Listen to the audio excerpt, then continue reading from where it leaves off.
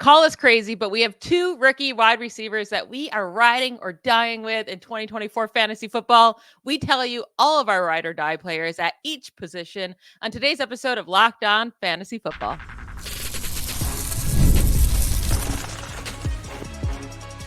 You are Locked On Fantasy, your daily NFL fantasy podcast. Part of the Locked On Podcast Network, your team every day. Welcome into the Locked On Fantasy Football podcast. I want to give a big warm welcome to all of our new listeners that are coming here to prepare for their 2024 fantasy drafts. We're getting so close to draft season. We're so excited to help you draft the best possible team. And then once, we get our drafts done, we start the season, we'll help you make all of your roster maneuvers throughout the year to help you win that championship.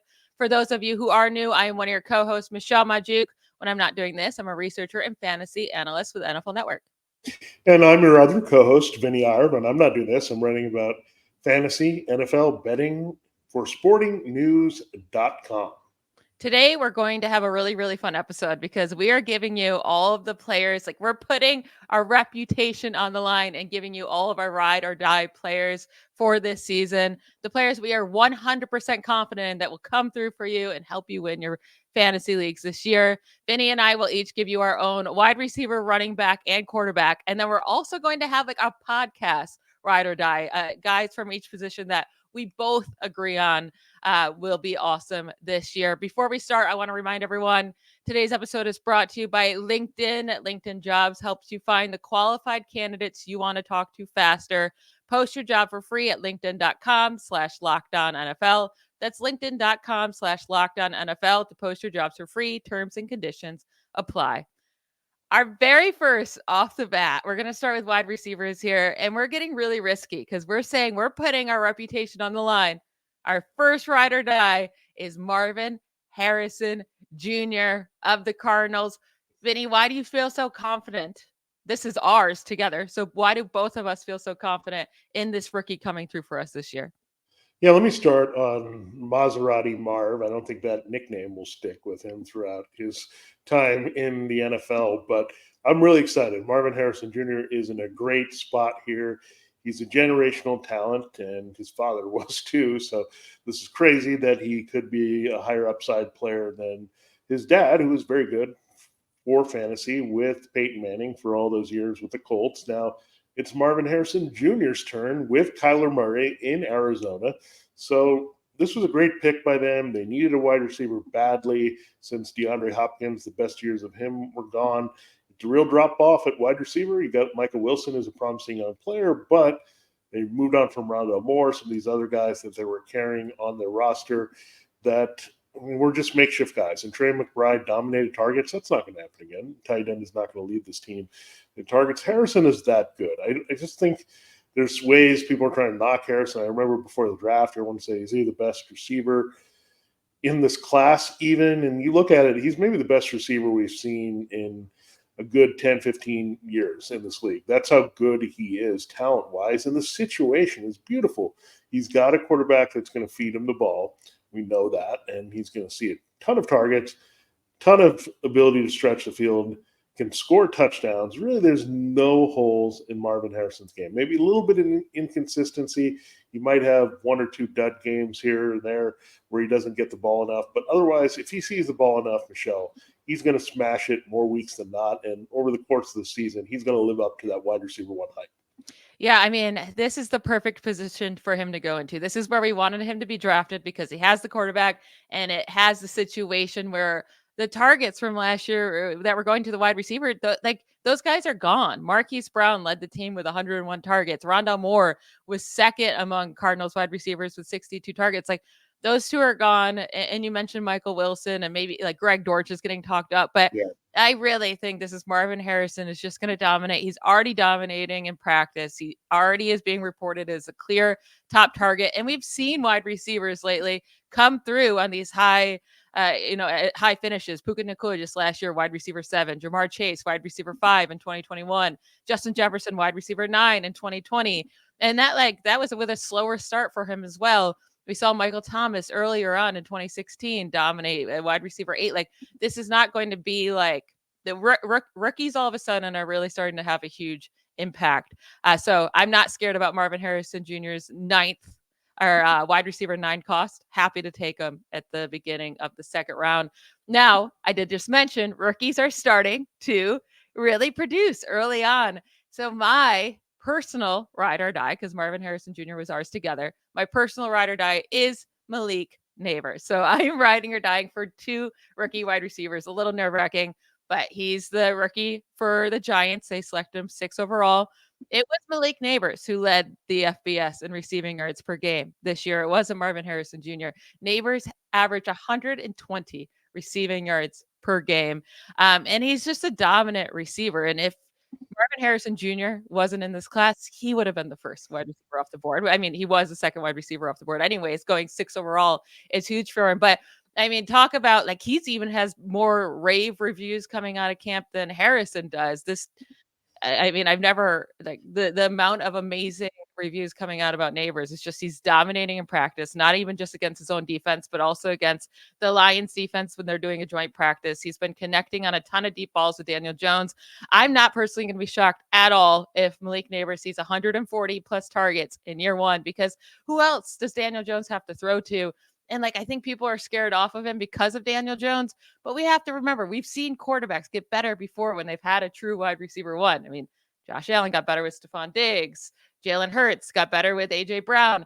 Kyler Murray himself that we were just talking about, he got better when he got DeAndre Hopkins. Like these players can get better. He's had no one to pass to. And we've seen like Sterling Shepard and Darius Slayton have good games with Daniel Jones. It's not like it's impossible. So I really love Malik Nabers this year. And I love that you can get him a few rounds cheaper than even Marvin Harrison Jr. Yeah, first of all, the trend says that rookie wide receivers are some of the best picks that are the ride or die players. Like if you go in this direction, you're going to get rewarded big time. And we've seen it of late, as Michelle mentioned, with Jamar Chase and Puka Nacua. It could come from obvious places. They could come from sneaky places, right? But these two are really obvious, and it's okay. They're really obvious. It's right in front of us. Let's not try to get cute and say, okay, we're worried about Kyler maybe having a rebound, healthy season, or Daniel Jones putting it together. I'm glad you mentioned Josh Allen, because Brian Daboll saw that himself with Buffalo, where he saw the impact of a number 1 receiver, what it could mean for a quarterback who was struggling with his accuracy, had a big arm, but it also mobile to do some things downfield. So I like the parallels there with Josh Allen and Daniel Jones. Now, is Jones ever going to materialize as Josh Allen? No, but he doesn't need to, because, again, the volume is going to be so high. And very similar situation with the Giants, where he's trying to sort out these kind of incumbents, so to speak, that have been flying around here that haven't really done much. Darius Slayton is kind of the most exciting guy on this team, because we still haven't seen Jalen Hyatt, Wan'Dale Robinson live up to any of their potential as big playmakers. So Malik Nabers, also, that's the reason they drafted him, right? These guys are not living up to that. So I love Nabers all the way, and the LSU pedigree is fantastic. And now, Michelle, I will reveal my guy as well. So I will also hint that we have some stacks coming up again. We love the stacks, it seems like, on the show. But I will hint this is half of my stack, and this might give it away, but it's Terry McLaurin. He's going as a wide receiver 3, and I have no idea why. Because, again, the situation has changed. He's in an offense with Cliff Kingsbury. We talked about Hopkins and Murray. That was huge, right? That was a veteran wide receiver, was pretty good and got it done with different quarterbacks. And then you have Cliff Kingsbury, the guy that is the parallel from these two teams.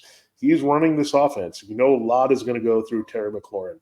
He's going as wide receiver 30, 31, even lower than that. I think people are just scared in general about the Commanders' offense, but don't be. It's different. It's a lot different.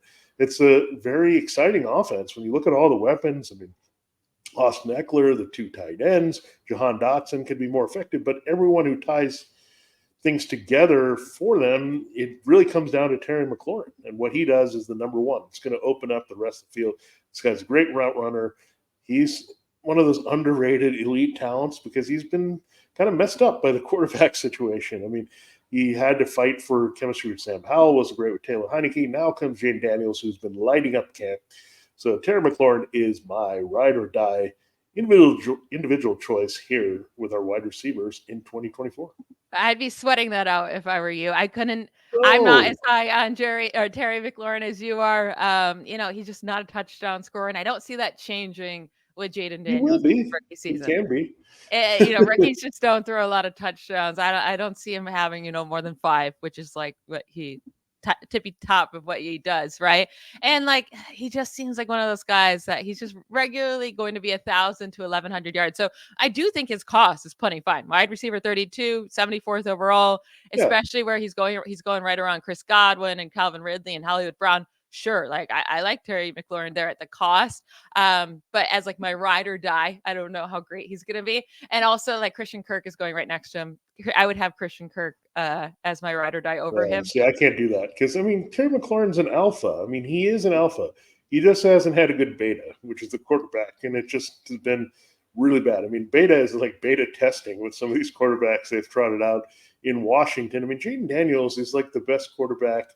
I can't even think about anyone since Kirk Cousins where I felt good about a Commanders quarterback getting the ball in the hands of these receivers downfield. So I think Daniels himself is a game changer, and I think so is his Kingsbury offense, where, again, Hopkins dominated, right? It's the same role McLaurin has in this offense that Hopkins had in Arizona. So that's what I'm very confident about, and we know the numbers that Hopkins put up in that transition from Houston to Arizona. It was massive early in his career with a young quarterback, so to speak, with Kyler Murray, who was a little bit older. Now you have a rookie. Kyler Murray was in year 2, but I think the parallels are very straight there. So I'll still ride or die with Terry McLaurin, Michelle, but I still like Harrison Nabers a ton here. So rookies or McLaurin, that's where we're going with.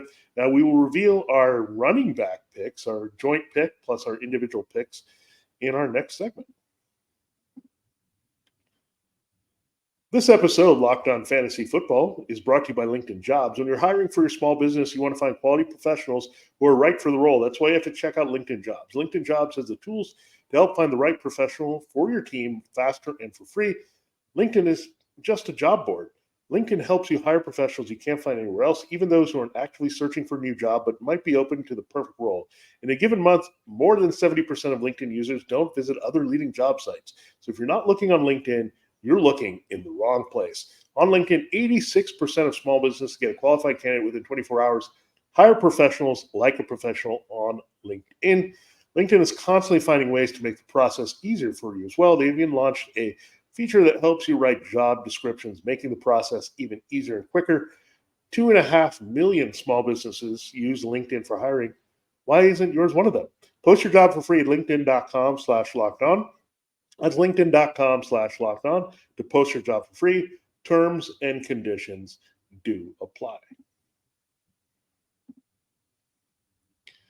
All right, Michelle, I will let you reveal our joint pick at running back. And we've been talking about this guy quite a bit, but his value has actually gone up since we've seen him work in training camp ahead of the preseason. He's going higher in drafts now as a borderline RB1, RB2. That is James Cook of the Bills. Yeah, this is the guy we decided to agree on and have as our podcast ride or die the running back position. He's going as RB14 right now. He was running back 11 overall last year, entering his 3rd season, 2nd round pick just a few years ago. And what the reason I'm willing to get on the James Cook hype train is because of Joe Brady and the change at OC. They ran the ball nearly 37 times per game from weeks 11 through 18 under Joe Brady as offensive coordinator. That was 1st in the NFL. And James Cook during that time under Joe Brady was averaging over 106 scrimmage yards per game. That was 3rd among running backs during that span as well. Like he was getting fed. He was averaging 19 touches per game with Brady. And then also like in the playoffs, you saw it again. He got 18 carries in both the playoff games, 4 targets, 5 targets in the playoff games. Like he's going to be utilized as a receiver. He also scored 3 receiving touchdowns under Joe Brady during that span. He's going to be used as a receiver, especially now with Stephon Diggs gone. I think he's going to be one of the most targeted running backs in the league. The only thing we have to worry about is the touchdowns, but it can't get worse than last year. Josh Allen scored 15 rushing touchdowns. That was a quarterback record. It's just weird because he tied with Jalen Hurts, who also hit that record. But like that's just doesn't seem possible to happen again. I think Allen's touchdowns can only come down. They'll still probably be around 8 to 10, but as long as he doesn't score 15 again, if Josh Allen doesn't score 15 of those, James Cook should be plenty good, and I'm willing to ride with him. Yeah, I love James Cook this year. I mean, you're right. The offensive shift there late in the season was really favorable to James Cook. And the touchdowns, like even if Josh Allen drops to 10, right, that gives 3 or 4 more scoring opportunities for Cook. Cook should also get a bounce up in receptions. I mean, the vacated targets are well documented here in this offense. It looks like a lot might go through the tight ends and Cook in the passing game, right? Maybe short to intermediate, protect Josh Allen a little bit more, maybe not have him take as many hits throwing up and down all over the field. So when I look at that, I think James Cook is the key to that. And this offensive line is still pretty decent. You know, they can pound a little bit if they want to and get into those type of games. I think this is going to be maybe a shift in the Bills' approach. I still think they're going to be a rather pass-centric team, but I think they need to lean on the running game and defense a little bit more to win games. That's how the Jets are going to approach it. I think the Dolphins are going to try to do that a little bit more to protect their quarterback. So this is going to be that type of division overall. A lot of running, a lot of defense. Cook, again, the special pass catcher, he has it in him. I mean, he's got a very similar skill set to his brother Dalvin, and we know Dalvin had a massive season there. He could do that as well. So James Cook has great upside, but I don't think he'll disappoint either as a borderline RB1, RB2. Yeah, I think he has great upside. I really do. Like, he's going around Josh Jacobs and Joe Mixon. I even think he has more upside than those guys just because of the receiving threat. So I really like him this year, and I like his cost. Now, my guy, this is my ride or die. It's Kyren Williams. I've been talking about him all year. I haven't been understanding his cost all year. He scored the second most fantasy points per game among all non-quarterbacks last year. The only guy he didn't score more than was Christian McCaffrey. But yes, that means he was averaging more fantasy points per game last year than Tyreek Hill, than CeeDee Lamb. And we're just like, you know what? No, we don't want to draft you in the first round. He's going in the middle of the second. He led the NFL in rushing yards per game last season. He also led the NFL with touches per game and carries per game. And now all of a sudden we're so worried about him because they drafted a third round running back in Blake Corum. I don't know how many times I have to say this. Third round rookies don't steal jobs of good veterans. Like, this is Kyren Williams' job. That's what they've been saying out of camp as well. Kyren Williams is still going to be a beast. He looked so impressive last year. Like, it's not just that he was just doing it because of volume. He was also very efficient. He was a very, very good runner. I'm excited for him. I'm not scared about Blake Corum, and I think he's going too late. So I'm willing to die on this hill if I have to. Kyren Williams, I think, is again he's going to be a top 3 running back that you can get in the middle of the second round. Yeah, this is going to be my counterpunch moment of the episode here with Kyren Williams. Now, I like everything you laid out with Kyren Williams. I believe all that is true.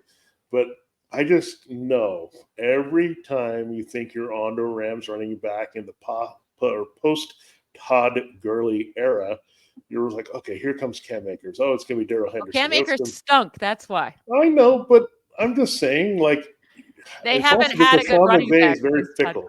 He is very fickle. He'll ride the hot hand, whoever's healthy, and you're like, okay, I'm going to pivot to this guy. I'm going to go over here and give him the backfield. He's just a little fickle with his usage of the backs.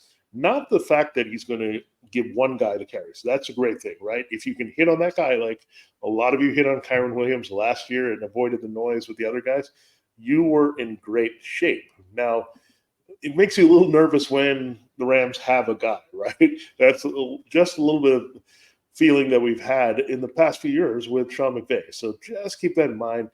What I'm saying is, if you get Kyren Williams, just make sure you get Blake Corum, because they could just flip things so easily. And Corum is a similar type of runner to Kyren Williams, and he has better credentials than Kyren did coming out of college. So something just to watch for. I'm not saying this takes you away from Kyren Williams, but you better get Blake Corum. Just tie up the Rams backfield. You know you'll have a winner there, however you do it. So Rams backfield, yes, is a great target here. And really the Rams passing game, everything with the Rams this year is great for fantasy except for tight end. Now, I'm going to bring up one that you might disagree with, so I'll do that here. It's the Raiders' Zamir White.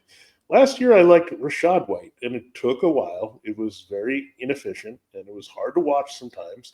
But he got going as a receiver. Then all of a sudden he started scoring, and then he started having huge volume, and he kind of worked himself into that role where they were maybe hoping to get other guys involved post Leonard Fournette. It did not happen. He kind of took over. Zamir White, we haven't heard a lot about because there's not much to say here. There's no competition of note here that's going to really cut into what he can do. I mean, Alexander Madison, no. I mean, that's not going to happen here. So Dylan Lobb has been getting all the love. I know, but he's a small guy. He's a little guy that can't stay on the field. Zamir White was a super sub last year down the stretch for Josh Jacobs. I get it, the offense has changed, but it actually is in his favor with Luke Getsy, who is a very good run game offense coordinator. So this is a team going to be dependent on a lot of running game and defense. And I say this a lot because that's kind of the identity of the team. They had Christian Wilkins to Max Crosby. They're a good defense. It's Antonio Pierce, a defensive-minded coach. They're going to want to pound and take pressure off either Gardner Minshew or Aiden O'Connell. So I do like Zamir White. I think he can catch passes. And then you go back, LSU wide receivers. I mean, Georgia running backs have really not disappointed us. I think we're going to talk about one that might disappoint us on tomorrow's show, but really the pedigree is there. I liked Zamir White a lot in college. I think you're going to see him kind of manifest that talent given the opportunity this year. Yeah, it's funny because his new teammate, Alexander Madison, this was the situation he was in last year, right? With the Vikings. Yeah. And I particularly was excited about his new role. And, whenever he came in as a backup, he was very good for fantasy. And White was very good for fantasy last year when he came in as a backup. Things changed then once you become a starter. I do think Zamir White is more talented than Alexander Madison. Now they're on the same team, and it seems like White clearly is going to win this job, like as he should.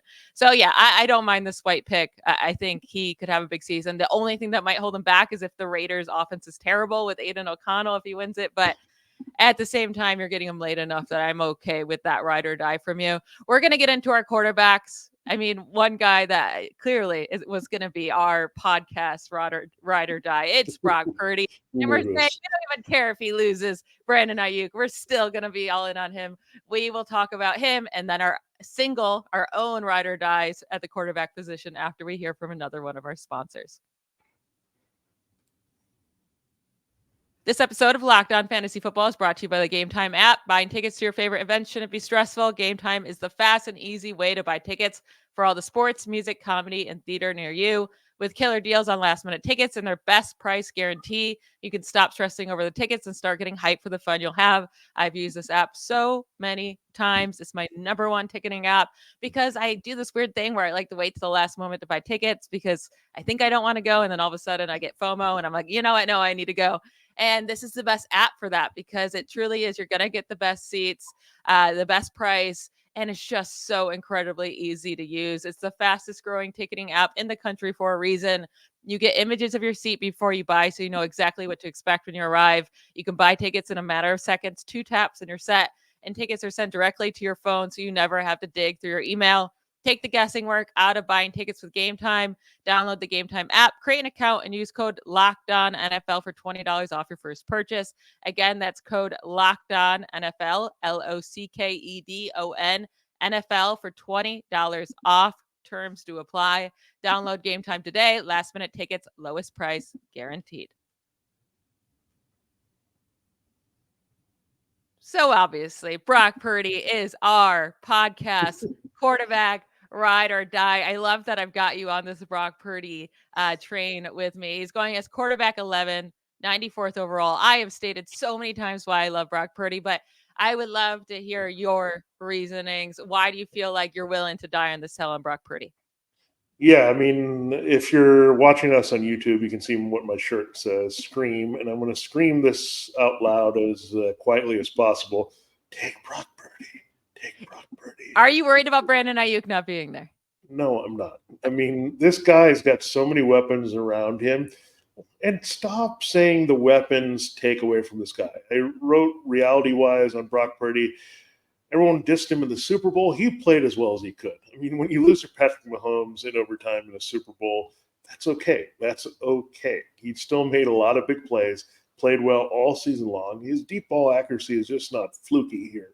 So, I mean, Brandon Ayuk should think about, does he really want to go somewhere else? This guy puts the ball and the money to him downfield. This is a big reason why Brandon Ayuk has broken out.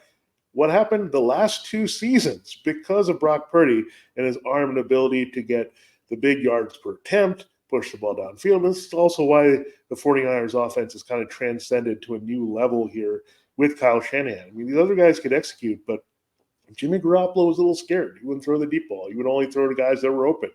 Brock Purdy's going to chuck it. Look, he's going to have a clunker like he did against the Ravens, but that was a big anomaly last year. I mean, other games he was fantastic, and I do like the fact that he's a bit aggressive throwing downfield. So he's got all the weapons. We know he's a great chemistry, George Kittle. Debo's still there. He actually throws well to Juwan Jennings when he gets the opportunity. We'll see about Ricky Pearsall, but there's these other weapons they have, and Christian McCaffrey's simply not going to duplicate that workload of touchdowns. It's just not going to happen. He's already got a calf strain. They got to be careful. He's 28. I think they'll take him out in some situations, may not pound him as much. That could open the door for other running backs, but what does it also do? Open the door for the passing game a little bit in the red zone. So the touchdown should be plentiful. The yards should be fine. Look, is he going to be a high ceiling guy? Not necessarily, because he doesn't run, but he's going to be distributing touchdowns left and right, short and deep. You know the touchdowns are really going to help him. He's going to easily pass 4,000 yards. So when we look at that, put it together, you're looking at a guy that's probably 215-2, which is very solid week in and week out. That adds up to a good 4,250 yards and 34 touchdowns. I mean, that's really good for any quarterback playing all 17 games. Yeah, I mean, it's so funny because last year was his first year as a full-time starter. Stroud, it was his first year in the NFL. So both their first years actually, in the NFL. And it was Brock Purdy who scored more fantasy points per game than CJ Stroud. I mean, they're almost identical, but it was Brock Purdy who scored more than CJ Stroud. And now this year, everyone is so pumped to draft Stroud so early, but not drafting Brock Purdy earlier and not giving him his credit because he's in a really good offense. Well, like CJ Stroud's going to be in a great offense too. Like they both have playmakers. That's great. They both can throw a lot of touchdowns. yeah, exactly. In the same, that type of system of offense as well. And you can get Brock Purdy like 50 picks after you're taking CJ Stroud. It just doesn't make any sense to me. And also for the fact that Purdy threw the ball only 444 times last year. He averaged 6 fewer pass attempts per game than CJ Stroud. I do expect that to go up because the 49ers passed the fewest time among all teams in the league. So love Brock Purdy. Love that we're standing on that hill for him. My ride or die is Kyler Murray. Again, another guy I've talked a lot about, but just really quick, I'll review. Coming in off like in the cold, like being cold, like not being cold physically, but like not having any reps and not playing any games, but coming in the middle of the season after recovering from an ACL tear in a brand new offensive system, by the way, with limited weapons. I mean, his weapons were nothing last year besides Trey McBride. Kyler Murray still averaged the 10th most fantasy points per game among quarterbacks last season. Before the ACL tear, Murray was consistently a top 5 fantasy quarterback. He averaged 20 points per game prior to injury in 2022. He was the quarterback 4 in points per game in 2021 and quarterback 3 overall in 2020. Since 2020, so the last 4 seasons, including his season last year that wasn't as great, he has averaged the 3rd most fantasy points per game among all quarterbacks, behind only Josh Allen and Patrick Mahomes. He has averaged more fantasy points per game than Lamar Jackson over the last 4 years. And we're saying you can get him at quarterback 10 now that he gets a true wide receiver 1 and Marvin Harrison Jr., who we're saying is going to be a stud right away. Now when the Cardinals defense looks like it could be one of the worst in the NFL and they're going to have to put up points, like the quarterback 10 price makes no sense. Even if you're scared about his injury, that price just builds into whatever scares you might have about his injury. When you're talking about if he stays healthy, he's going to be a top 5 quarterback, and any quarterback could get hurt. So yeah, that's my quarterback ride or die, Kyler Murray. Yeah, I think it makes a lot of sense. I mean, he was very productive before he got hurt, and then when he was very productive when he had that number 1 receiver, DeAndre Hopkins. I mean, they kind of took away from his receiving core. At the same time, what else do they do? Flip the offense over. They had to adjust to what Drew Petzing wanted to do. So that's all over, that learning curve with the new coach and the system. That's finished. His injuries behind him. He's got a new weapon to just totally dominate all over the field. He's got a very good tight end, Trey McBride. So both of those guys can help him produce quite a bit. And he's got his legs. He's going to use his legs because they're going to say, use your legs, buddy. This is the way to win games. I mean, our defenses could be totally awful. So that means you're going to be chucking a lot in the second half. You've got to make plays for us because we could be giving up 25 or 30 points a game. So that's the other thing that you look at is Kyler Murray's volume as a passer should be pretty high as well. And if there's volume and there's some running, that adds up to a ride or die must draft quarterback. Now, mine is very similar. So you have the Kyler Murray, Marvin Harrison stack that we came up with here. Now I'm going with the Jayden Daniels and Terry McLaurin stack that you can draft all season long and enjoy the benefits. In fact, I would trot them out in week 1 as a DFS play. I'll just tell you that. This is the thing that I'm looking at. Daniels and McLaurin putting it together right away. And it's very similar to Murray and Hopkins or Murray and Harrison. It's going to happen the same way, except now you have the rookie quarterback in the mix and the veteran wide receiver. So Jayden Daniels has looked fantastic. Again, he's now going as QB 12. So these are the 3 best values also. Purdy, Murray, Daniels. These are the guys that you should be drafting in every league because Daniels gives you the upside of Anthony Richardson many picks later. You look at Kyler Murray giving you the upside of, say, anybody in the middle that you would take. Like I'd say even CJ Stroud, right? He's going to have more upside than that. So then you look at Brock Purdy, you look at all these kind of type of pocket passers, Matthew Stafford, Kirk Cousins, even Joe Burrow taking a little bit higher.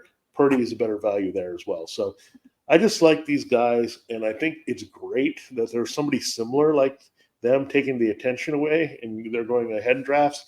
I'm going to go as low as I can to find these values, and these 3 are a perfect spot to produce Daniels all the way through QB 12, 13.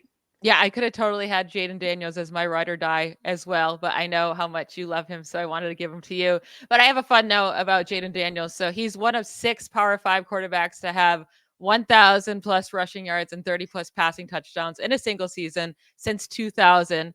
The others were Jalen Hurts, Kyler Murray, Lamar Jackson, Deshaun Watson, Cam Newton. And this is talking about college seasons, of course.